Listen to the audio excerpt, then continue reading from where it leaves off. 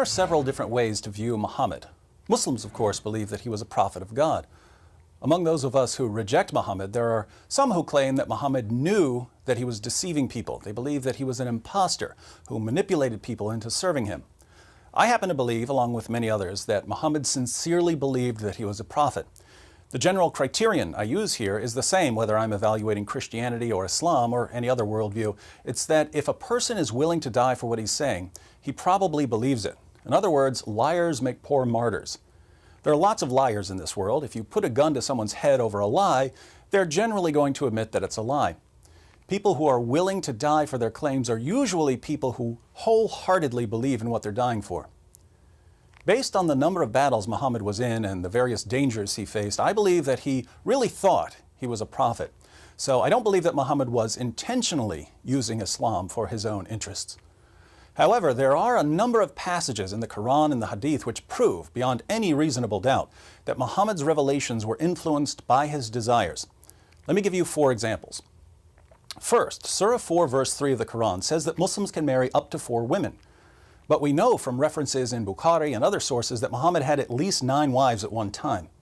So why did Muhammad get more than 4 wives when the Quran says that Muslim men can only marry 4 women? Well, Muhammad received a special revelation, Surah 33 verse 50, which says that he, and he alone, could have as many wives as he wanted. Now, I don't know about you, but when the guy who's receiving the revelations starts getting special moral privileges, namely more sex partners than anyone else, I start getting awfully suspicious. Second, Muhammad had an adopted son named Zayd, who was called Zayd bin Muhammad, Zayd son of Muhammad.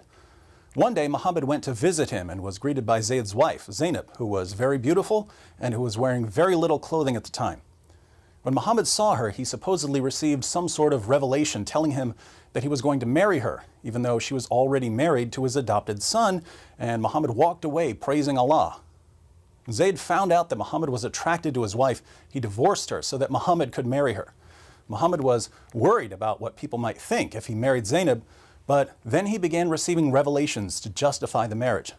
This is when he received Surah 33 verse 37 of the Quran, which says that it's okay to marry the divorced wives of your adopted sons. I've never met a person who struggles with this problem. I've never met someone who struggles with whether he should marry the divorced wife of his own adopted son. So this verse has no purpose other than justifying what Muhammad did. Third, Muhammad's wife Hafsa once came home early and caught Muhammad in her bed with another woman, his slave girl Mary the Copt. Seeking to avoid further conflict, Muhammad promised that he would stop having sex with his slave girl. But a little later, Muhammad started having sex with Mary again. How did he justify his sexual relationship with Mary when he had taken an oath to stop having sex with her? Well, he received a revelation, Surah 66 verses 1 through 2 of the Quran, where Allah says, "O Prophet, why do you forbid yourself that which Allah has made lawful for you? You seek to please your wives, and Allah is forgiving, merciful. Allah indeed has sanctioned for you the expiation of your oaths, and Allah is your protector, and He is the knowing, the wise."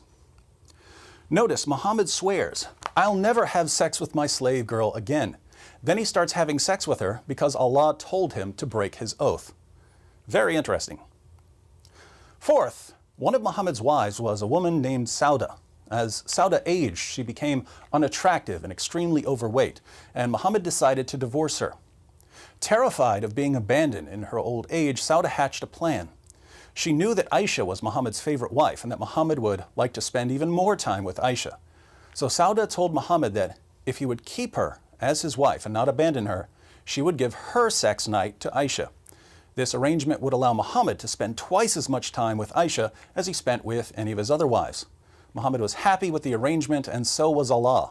Allah praises Sauda in Surah 4 verse 128 for coming up with this solution after fearing cruelty and desertion from Muhammad. So Islam's message to women is this: if your husband's going to abandon you in your old age, just give up some of your rights and let him spend more time with his favorite wife. This will keep him from divorcing you and abandoning you. Over and over again, Muhammad's revelations are just too convenient. The Quran is supposed to exist eternally in heaven, and yet parts of it have more to do with satisfying Muhammad's desires than with guiding humanity. Even Muhammad's wife Aisha noticed this.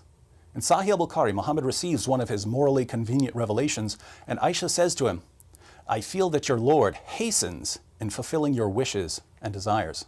So I personally believe that Muhammad was sincerely convinced that he was a prophet, but the evidence is clear that his desires influenced the revelations he was receiving.